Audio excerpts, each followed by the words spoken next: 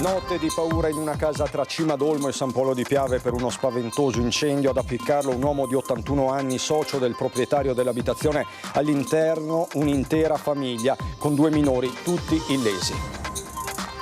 E un altro incendio ha distrutto un'auto parcheggiata nel giardino di una casa a Vittorio Veneto. Anche qui non ci sarebbero dubbi sulla natura dolosa. Terrorizzata la proprietaria, ho dei sospetti, dice. Un papà di 43 anni è ricoverato in gravi condizioni al Cafoncello dopo essere stato colto da malore. Il dramma ieri sera durante la festa di fine anno dell'asilo parrocchiale di Cessalto. Nuova ondata di maltempo in Veneto, dall'altopiano alla Marca Trevigiana al Bellunese. Pioggia, vento e grandine causano allagamenti e frane. Dopo 24 giorni il corpo di Christian Molnar è stato recuperato nel Natisone. Il ritrovamento a poca distanza da dove erano state trovate Patrizia e Bianca, travolte con lui dalla piena del fiume.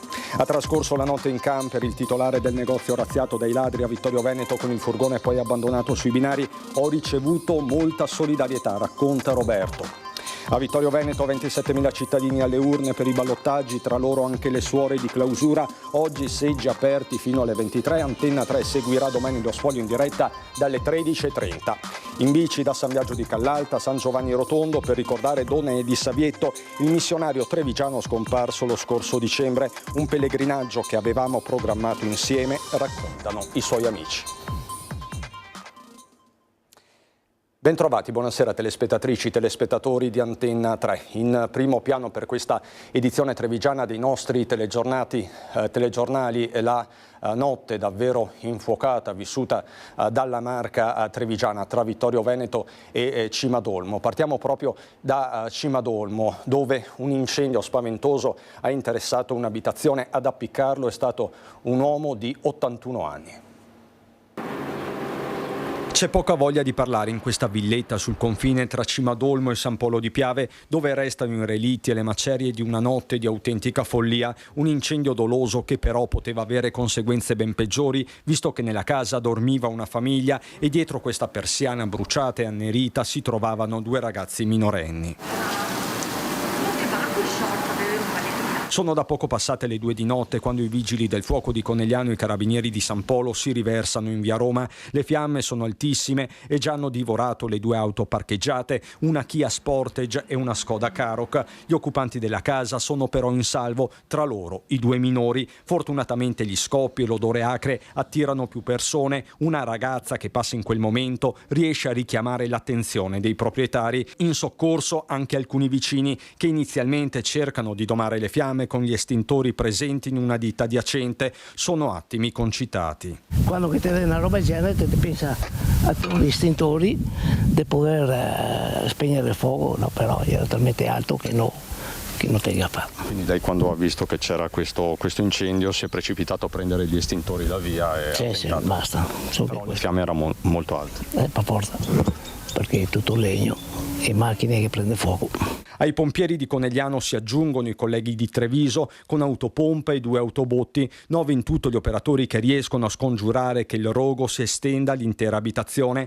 Praticamente in contemporanea le indagini dei carabinieri, che anche grazie al sistema di videosorveglianza risalgono subito all'autore, un 81enne del posto, socio del proprietario di casa di 79 anni, che peraltro non era presente nell'abitazione. Insieme i 2 anziani hanno una ditta all'estero e questioni lavorative pregresse, ma nessuno poteva immaginare un epilogo del genere. Ora l'81enne è denunciato per incendio doloso e danneggiamento, ma vista la dinamica non si può escludere nemmeno il tentato omicidio. C'è da capire, e a questo punto un aiuto potrebbe arrivare sempre dalle telecamere, se l'uomo volesse appiccare le fiamme solo alle auto del 79enne o all'intera abitazione.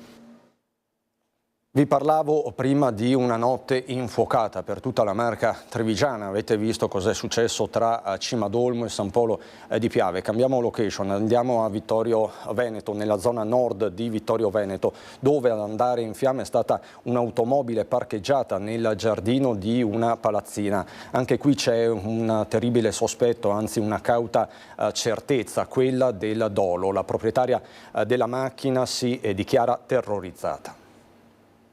È successo verso le 2 di questa notte e quindi niente, mia mamma ha sentito dei colpi fortissimi, tipo fuochi d'artificio, e si è alzata e mi ha chiamata urlando.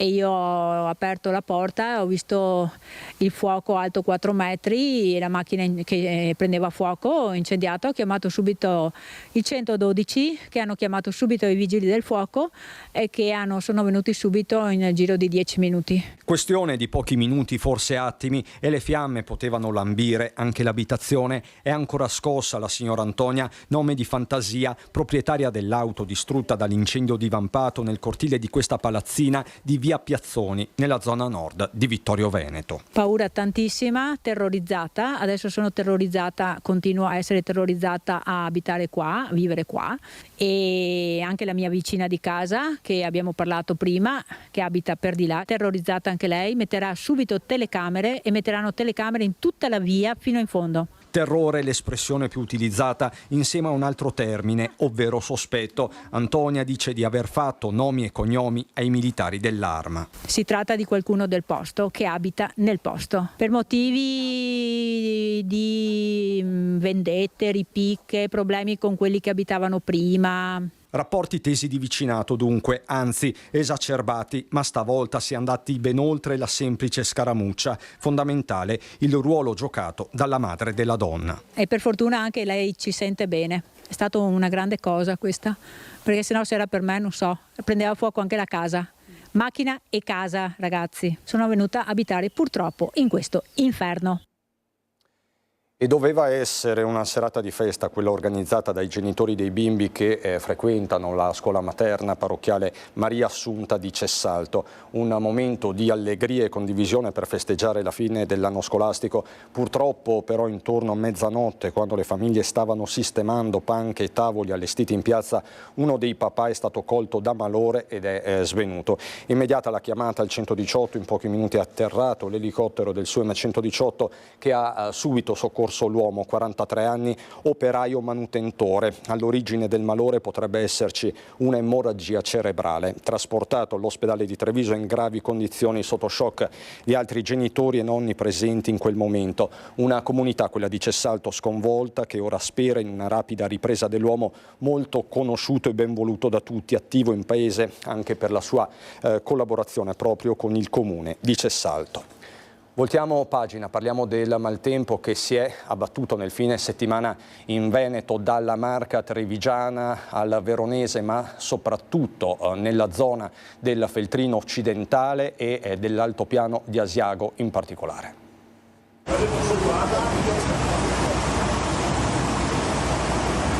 Ecco come si presentava Asiago stanotte, le strade invase da un fiume d'acqua la cui forza ha trascinato tavolini e sedie dei plateatici dei bar. L'altopiano è una delle zone maggiormente colpite dall'ondata di maltempo che nelle ultime ore si è nuovamente abbattuta sulla nostra regione. Forti piogge accompagnate da violenti raffiche di vento hanno interessato il Vicentino, la Pedemontana trevigiana e il Bellunese. Ad Asiago e Gaglio una sessantina le chiamate arrivate ai vigili del fuoco impegnati fino all'alba per allagamenti di strade, negozi, scantinati, garage e locali sotto il piano stradale, causati dalle forti piogge torrenziali che hanno provocato anche l'esondazione di 2 torrenti. Nella zona di Schio, pompieri al lavoro per una frana in Contramasetto, nelle vicinanze di un'abitazione lungo la strada che conduce a San Rocco di Tretto, rimasta bloccata, evacuate in via preventiva 2 persone. Nella notte un albero ha interrotto la circolazione lungo la tangenziale, sempre a Schio. Allagamenti anche nel Veronese, a Peschiera, a causa delle difficoltà di scarico nel Mincio, per la cui sistemazione sono intervenuti i volontari ANA di Verona. Spostandosi nel Bellunese, nella frazione di Moline, nel comune di Sopramonte, si è registrato uno scarico di materiale detritico che ha interessato la regionale 50 del Passo Rolle, chiusa fino alla rotatoria per Canal San Bovo per acqua e detriti. Vigili del fuoco e tecnici di Veneto Strada con una pala gommata hanno liberato la via. Analogo intervento anche dalla parte trentina con un altro mezzo, movimento terra. Pompieri al lavoro poi nella frazione di Arina di Lamona nel Basso Feltrino per un altro movimento franoso. Anche in questo caso è intervenuto un mezzo di Veneto Strade per liberare le carreggiate. Altri smottamenti sono stati registrati sempre in provincia di Belluno insieme a danni agli edifici. Violente raffiche di vento accompagnate da piogge e grandini hanno colpito invece la Marca trevigiana tra Farra di Soligo, Valdobbiadene, Cavaso del Tomba, Pederobba.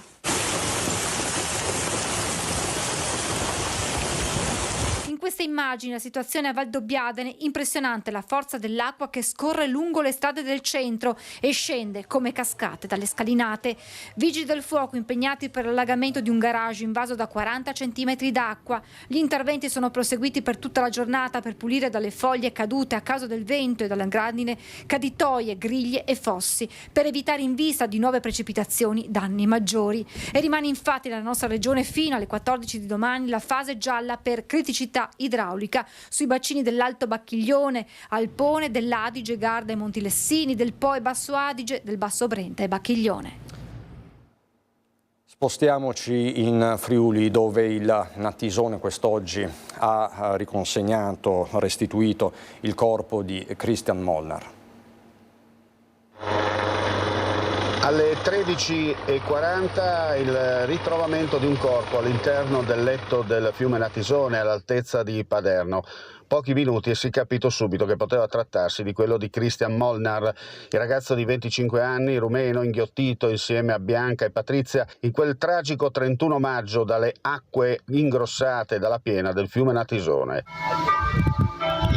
Chiaramente appena ricevuta questa tragica notizia, come potete sentire, le campane di Premariacco suonano a morto. Alle 15:30 il corpo è stato recuperato con il vericello dell'elicottero Drago e trasferito al vicino campo sportivo di Orsaria. Da qui è stato caricato e trasferito a Udine, dove verrà effettuato il riconoscimento da parte del fratello. Le parole del sindaco Michele De Sabata. L'acqua oggi si è abbassata, era la terza volta che passavano su quel tipo di roccia e oggi con l'acqua un po' più bassa è affiorato un qualche cosa. Ed è stato il momento giusto. Sotto un sasso, all'interno di una galleria, coperto anche da legname, si vedeva qualche cosa sott'acqua, e quindi è rimasto sott'acqua fino ad oggi.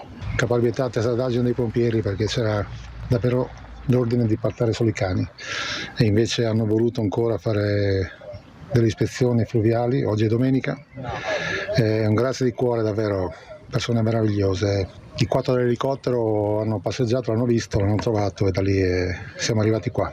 È un corpo fino adesso, ancora adesso non è identificato. In questo momento qua c'è l'ispezione cadaverica che è appena terminata. Aspettiamo che il fratello, che probabilmente però non lo riconoscerà qua, ma forse a Udine, perché ha bisogno di andare in cella frigo subito. Uno sforzo meraviglioso, oggi ci siamo abbracciati con i pompieri, adesso vado a ringraziare il capo dell'elicottero. Siamo andati amici, purtroppo, dopo 22 giorni siamo andati amici dei soccorritori. Questo è l'aggiornamento in tempo reale, la famiglia di Christian e lui grazie ai soccorritori, lo possiamo vedere dall'ans.it. Prendiamo atto della triste notizia del ritrovamento dopo tanti giorni del corpo del povero Christian. Questo è il momento del dolore, lo ha reso noto l'avvocato Gaetano Laghi, legale della famiglia Molnar. La nota è proprio di questi minuti. La famiglia finalmente potrà avere un corpo su cui piangere e chiusa nel proprio dolore. Non intende fare nessuna dichiarazione, ha aggiunto. Noi ritorniamo nella Marca trevigiana, ritorniamo in particolare nel Vittoriese per occuparci della razzia che ha sconvolto la zona di Scomigo tra venerdì e sabato notte, con quel furgone che poi è stato abbandonato pericolosamente sui binari della ferrovia, dove è entrato in collisione con il treno regionale delle 6:30 Belluno Conegliano proprio di sabato mattina di ieri. Siamo ritornati dal proprietario dell'attività razziata, Roberto Catto, che ha trascorso la notte in camper per presidiare il suo negozio, ma dopo la rabbia, dopo lo sconcerto delle prime ore c'è anche un primo timido sorriso. Vediamo perché. Si dorme qua finché non è completamente in sicurezza, anche se a questo punto qua non so mai quale sia il confine della sicurezza. Ha trascorso la notte in camper Roberto Catto, titolare del Crazy Sport. Il negozio di articoli sportivi è razziato per ben 2 volte nell'arco di un mese. L'ultima all'1:30 di venerdì, quando i delinquenti hanno rubato 16 bici, sfondando la vetrata con un furgone, poi abbandonato sui binari della ferrovia all'altezza di Scomigo, dove è stato travolto dal treno regionale Belluno Conegliano delle 6:30 e scaraventato in una scarpata. Una strage sfiorata mentre la caccia ai banditi da parte dei carabinieri prosegue. Dopo la rabbia e l'amarezza delle prime ore, Roberto ha avuto anche qualche buona notizia. È stata recuperare un'altra bicicletta, la solidarietà è micidiale, comunque bellissima. Sono venuti qua dei signori che hanno detto che hanno visto delle bici in un fossato e che probabilmente erano mie, mi hanno fatto vedere la fotografia, le ho riconosciute e mi hanno accompagnato e sono andato a ritirarle. La solidarietà che ho ricevuto ha un valore molto, ma molto più alto del denaro. Solidarietà tangibile dunque, che si vede anche dove fino a 24 ore fa c'era la devastazione. Hanno fatto dei lavori a tempo record, veramente siamo stati tutti sorpresi, sono venuti qua un casino di ragazzi, hanno fatto il muro, hanno messo sulla vetro, siamo stati tutti sbalorditi e non devo dire solo che grazie e basta, non c'è altro da dire. Un grazie di cuore che rinfranca dopo tanta rabbia e amarezza, anche se Roberto resterà sul suo camper fino a lavori conclusi. Sulle maniche adesso è passato un giorno e siamo ancora pronti. Con calma e con attenzione, però si riparte ancora, martedì si riparte. E Roberto ringrazia anche le forze dell'ordine, semmai il tema della sicurezza va affrontato altrove. La zona è ampia e capisco anche quando magari non arrivano in tempo perché magari stanno operando in un altro settore. Le forze dell'ordine è l'ultima che ha delle colpe su questo. Quindi bisogna intervenire più in alto. Molto più in alto, sì. Non è bellissimo dopo 40 anni di lavoro dover difendere così la tua proprietà, quel poco che ti sei costruito nel tempo, però bisogna difenderlo. Si trova in fin di vita il 56enne giapponese aggredito per aver tentato di sedare una rissa tra giovani in pieno centro città a Udine. L'uomo Shinpei Tominaga, molto conosciuto per le sue attività commerciali, dopo essere stato colpito da un pugno in pieno volto è caduto a terra sbattendo violentemente la testa sul marciapiede. Restano in stato di fermo per questo i 5 giovani ritenuti responsabili dell'aggressione. Sono cittadini sia italiani che di origine straniera, tutti residenti, ve lo confermiamo, in provincia di Treviso. Hanno tra i 20 e i 25 anni. L'accusa al momento è di lesioni personali gravissime. Secondo una prima ricostruzione sarebbero stati ubriachi quando hanno preso di mira l'uomo che appunto resta ricoverato nel reparto di terapia intensiva della Santa Maria della Misericordia, che è appunto l'ospedale di Udine. Le speranze, vi do questo aggiornamento molto triste, sono davvero ridotte. La pagina politica, ritorniamo a Vittorio Veneto, unica città della Marca trevigiana che va al ballottaggio. Sfida ovviamente a 27.000 cittadini chiamati alle urne. Oggi ai seggi anche le suore di clausura. Abbiamo fatto il nostro dovere di cittadine italiane Sì. e adesso torniamo nel nostro monastero. Dove? Qui a San Giacomo di Vegna. Grazie mille. Prego. Donne di chiesa e di fede senza dubbio, ma anche cittadine con i loro diritti e doveri. La giornata del ballottaggio a Vittorio Veneto ha il volto e il sorriso delle suore del monastero di clausura di San Giacomo di Veglia, una delle istituzioni più riconosciute e ben volute nel territorio. Sono 27.062 gli elettori chiamati alle urne in questa penultima domenica di giugno, 33 le sezioni, tra cui quella dell'ospedale. Qui siamo alla scuola primaria Nazario Sauro in via Montepiana e questa coppia è arrivata appositamente dal luogo di villeggiatura a Predazzo. Abbiamo votato, siamo tornati dalle ferie per votare, partiti ieri, siamo venuti a votare, adesso ripartiamo. È una cosa che bisogna fare e se uno vuole portare avanti le proprie idee deve venire a votare. Non è stata una grossa rinuncia perché adesso piove, però insomma abbiamo fatto un po' di strada per tornare e poi ritornare in ferie. 12,27 la percentuale dei votanti a mezzogiorno. Nella prima rilevazione utile era stata del 16,54 2 settimane fa, quando però si votava il sabato e la domenica e non la domenica e il lunedì come stavolta,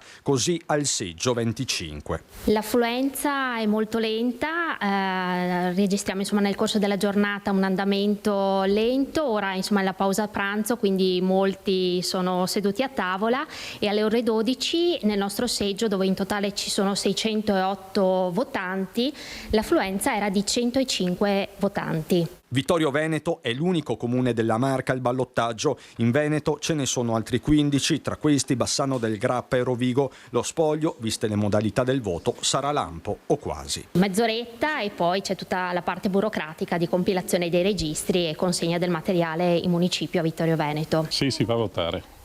Quindi facciamo il nostro dovere. Pronta a votare? Sì, convintissima. Che vinca il migliore. Vi do le percentuali aggiornate dal Ministero attraverso il portale Eligendo. Vittorio Veneto 33 sezioni su 33, quindi il dato è definitivo. Parliamo ovviamente della seconda rilevazione per quanto riguarda l'affluenza. Siamo al 26,77%, quindi alle ore 19, poco meno di 50 minuti fa, a Vittorio Veneto aveva votato per l'appunto il 26,77% del corpo elettorale. Al primo turno, vi ricordo che appunto si votava di sabato e domenica in quel caso, quindi 2 settimane fa, la percentuale era leggermente più alta ed era al 27,97%.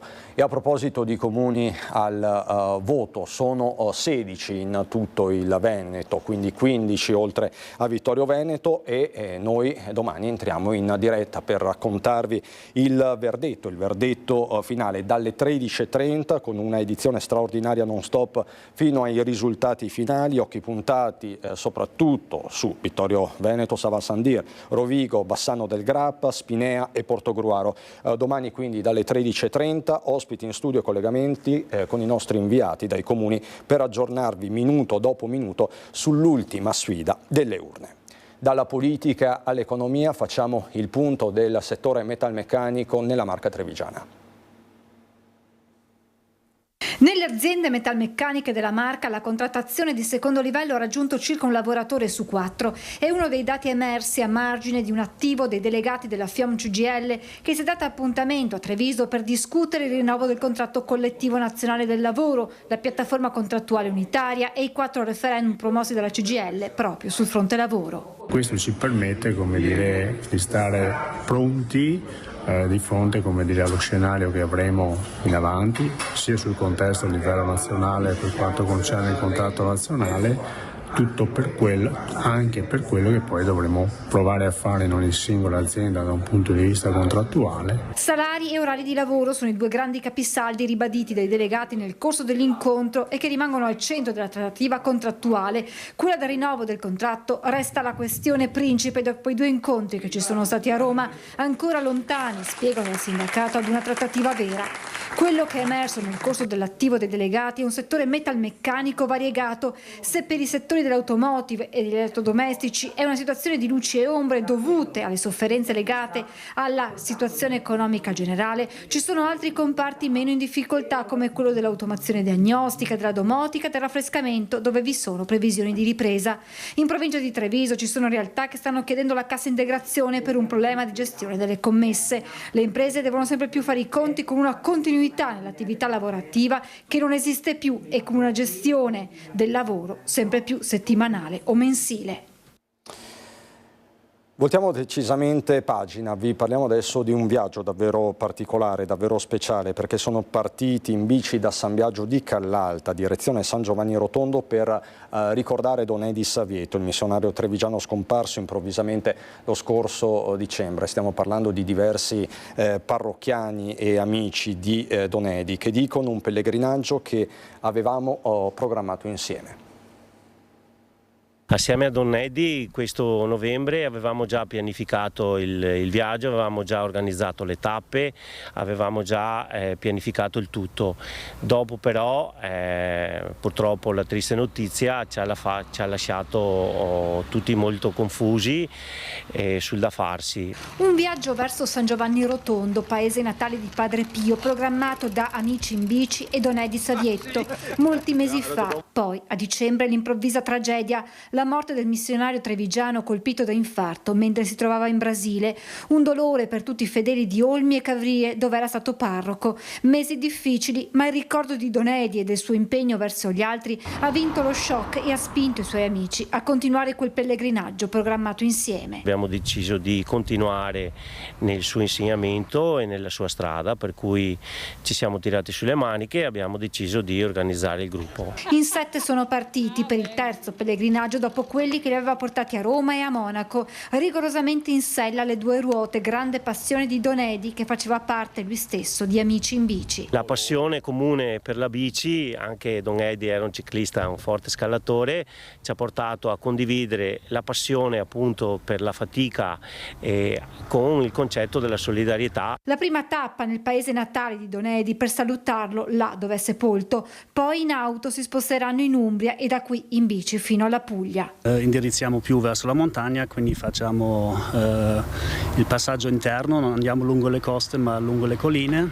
e in totale sono 770 km con 10.000 metri di dislivello. 6 le tappe, 7 i monasteri che toccheranno. Ogni giorno, a ogni santuario, noi pregheremo a un tema caro a Don Edi. Sul profilo Instagram di Amici in Bici sarà possibile seguire ogni giorno il viaggio, un pellegrinaggio di solidarietà a favore dell'ufficio missionario della diocesi e della Caritas parrocchiale. Per l'occasione è stata creata anche una maglietta con il volto di Don Edi e la frase che spesso ripeteva, che sarà messa in vendita anche questa per raccogliere fondi. Questa maglia è stata ideata proprio per avere un ricordo di Don Edi e per rinforzare, diciamo, quello che è l'apporto a questo pellegrinaggio. Sarà visitabile fino al 7 luglio la mostra inaugurata ieri al Portello Sile di Ponte Garibaldi, uno spazio gestito dagli alpini, una mostra dedicata a un'amica speciale, la radio. Che è uno degli strumenti più liberi in assoluto. È la riproduzione dell'esperimento con cui Guglielmo Marconi dimostrò che si potevano trasmettere e ricevere impulsi senza utilizzare i cavi. Era il 1895 e da lì è iniziata l'era della radio. Strumento divenuto indispensabile, prima per la sicurezza navale, ricordiamo la tragedia del Titanic, in parte mitigata proprio grazie all'SOS lanciato fino all'affondamento dal marconista, poi per gestire le operazioni di guerra, permettendo di trasmettere ordini ai soldati in azione. Ma soprattutto la radio è diventata un'amica di tutti i giorni, perché ha portato per prima la voce del mondo in ogni casa. L'informazione, ma anche l'intrattenimento con la diffusione della musica, in un crescendo che né la televisione né internet hanno saputo fermare, anzi hanno dovuto subire con la radiovisione e le radio web. Tutto questo viene raccontato in questa mostra aperta sabato degli alpini di Treviso al Portello Sile. Ma cosa c'entrano gli alpini con la radio? Beh, gli alpini cosa c'entrano? C'entrano perché la radio, bene o male, noi l'abbiamo usata anche durante il servizio militare. Era uno strumento di comunicazione, di contatto tra di noi, tra chi era in servizio, e comunque è anche uno strumento che dopo, anche se non più alpini in armi, o meglio adesso in congedo, la usiamo e la apprezziamo moltissimo. Una mostra però che regala anche capitoli indiretti legati alla radio, come per questo spazio dedicato agli strumenti dell'esercito di leva. Chi non ha mai usato questo telefono da campo EE8 o questa RV4 con relativa antenna filare da legare tra due alberi? Ma forse lo spazio che accontenta tutti, anche i meno appassionati, è questo, dove la radio è attrice nel cinema. Il vedere la radio al tempo di quando il film veniva trasmesso, veniva presentato, abbiamo la possibilità di vedere la radio originale di quel radio che poi è disegnata nel poster e che era poi, a volte era anche un soprammobile nel film, ma a volte era anche proprio uno strumento, una prima donna del film stesso. E allora c'è ancora un motivo in più per venire a visitare questa esposizione. Questi sono i protagonisti del film dei Trevigiani, dalla Radio Geloso di Ippolita Gasperini, moglie tradita che si prende la rivincita in un pagliaio di Breda di Piave, al giradischi Philips della bella Milene del suo ragioniero Osvaldo Bisigato, per finire con la Radio Calypso, strumento redazionale del giornalista Tosato, bersagliato da telefonate importanti per imporre anche alla stampa il motto dei Trevigiani. Aia! Per ti non fiatare, sa.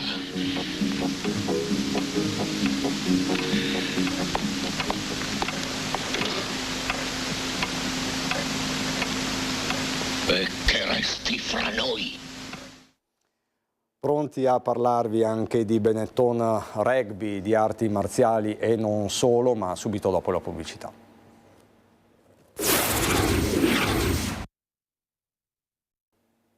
Di nuovo in studio lo sport, il rugby, tempo di bilanci per il Benetton Rugby. Campionato e Coppa a testa alta, e con le soddisfazioni è arrivato anche un più 39% di presenze sugli spalti di Monigo. Il Benetton chiude una stagione con segno positivo, arrivati ai quarti in United Rugby Championship, in semifinale in Challenge Cup. I biancoverdi sanno di poter ripartire a settembre con importanti ambizioni. Abbiamo fatto un discreto, direi buon campionato, anche se ovviamente le aspettative sarebbero sempre quelle di fare il massimo, però diciamo rispetto alle annate precedenti abbiamo fatto un buon campionato. In più, partecipando alla Coppa, abbiamo bissato la situazione dell'anno scorso, arrivando in semifinale, e con pizzico di attenzione potevamo fare anche qualcosa in più. Però diciamo che avendo fatto questo tipo di prestazioni, che ringrazio ovviamente tutti i giocatori, tutto lo staff e soprattutto tutto il pubblico che è venuto a Monigo, noi auspichiamo che il prossimo anno, oltre che bissare quello che abbiamo fatto quest'anno, di fare anche qualcosina in più. I mondiali 2023, la stagione lunghissima, Treviso ha schierato una formazione giovane contro compagini dalla storia e soprattutto dai bilanci decisamente diversi da quelle dei biancoverdi. Però credo che un po' alla volta anche noi ci stiamo organizzando sia in termini di strutture che in termini di organizzazione e in termini appunto di giocatori, di fare quel passo in più che ci consente di avvicinarci ulteriormente a queste squadre che sono ritenute appunto il top, diciamo, di questa disciplina. Non a caso ora ben 18 biancoverdi sono stati convocati in nazionale per il tour che parte proprio in queste ore. Affrontiamo 3 partite molto dure in Samoa, Tonga e l'ultima in Giappone, quindi sarà un tour molto impegnativo anche dal punto di vista degli spostamenti, con 3 partite importanti che sicuramente dovremo vincere per un po' concludere bene questa stagione che è iniziata bene anche con la nazionale, e insomma comunque non vedo l'ora. Non solo rugby ma anche le arti marziali. A Treviso è andato in scena Budo.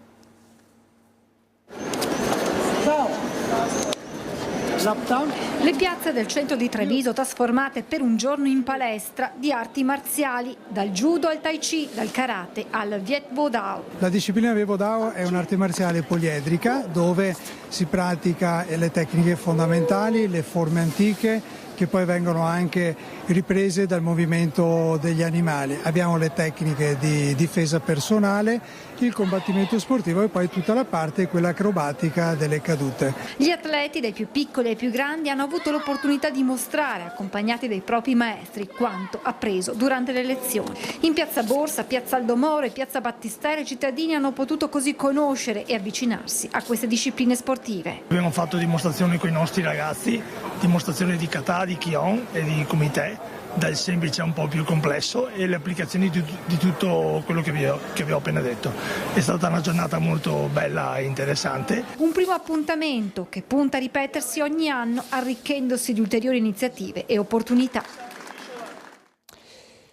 Si è svolta questo fine settimana la 7ª edizione della Marca Classica, la gara di regolarità dell'Automobile Club Treviso, manifestazione dedicata alle auto storiche in un percorso lungo la provincia di Treviso. Non una gara di velocità ma di regolarità, che ha visto iscritti 49 equipaggi protagonisti del campionato italiano autostoriche, oltre ai 25 della categoria turistica. Quasi un centinaio le prove per le 2 categorie, che hanno visto sfrecciare con partenze e arrivo a Paese, passando per Castelfranco e Cison fino al Montello, modelli talvolta unici del mondo automobilistico. Insomma, li potete vedere e ammirare nelle nostre immagini. Adesso la rubrica La nostra storia di Lucio Zanato. Nella prima settimana di riapertura della strada delle Gallerie verso il Grappa si è notato subito l'incremento di turisti appassionati della montagna che hanno ripreso a frequentare il costone trevigiano del Massiccio, in particolare la salita dal Monte Tomba in un viaggio della memoria sui luoghi della Grande Guerra. Immancabile il passaggio sotto la croce che svetta dal Monte Cesil da quasi 40 anni, e nella consueta rubrica della domenica, curata per l'appunto da Lucio Zanato, dedicata alla nostra storia, rivediamo proprio le fasi dell'installazione di questa croce arrivata dal cielo.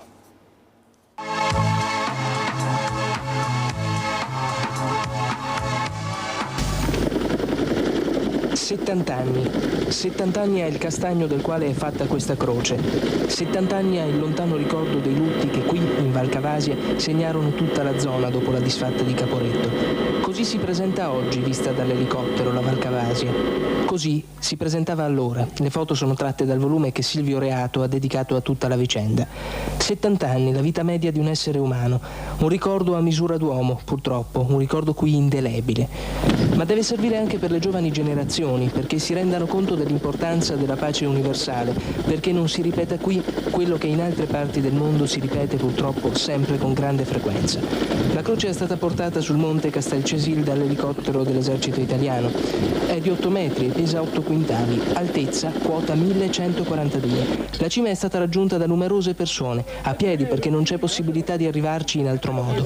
Un anno di lavoro soltanto la domenica per costruire un sentiero, tutto materiale portato a spalla da uomini volonterosi. Curiosi che osservavano ieri o che fotografavano, c'è anche un concorso per la foto più bella, sarà premiata il 23 agosto. Ieri è arrivata poi una fiaccolata organizzata dal gruppo Alpini di Cavaso. 2 momenti importanti che sono arrivati a coronare una serie di manifestazioni, proiezioni di documentari, dibattiti, celebrazioni religiose, manifestazioni tutte organizzate perché la gente non dimentichi. Insieme, per ricordare e far ricordare, Comune, Associazione del Fante, Biblioteca di Cavaso del Tondo. Così nel 1987, ma ritorniamo ai nostri giorni e all'appuntamento di domani, rigorosamente in diretta su Antenna 3 a partire dalle 13:30. Vi racconteremo la sfida del ballottaggio, ovviamente in diretta, con tutti i collegamenti, gli ospiti, i vincitori e i vinti, occhi puntati sui 16 comuni veneti al voto, tra questi Rovigo, Bassano del Grappa, Spinea, Portogruaro e ovviamente Vittorio Veneto. È tutto anche per questa edizione, subito dopo la sigla c'è il meteo, buona serata.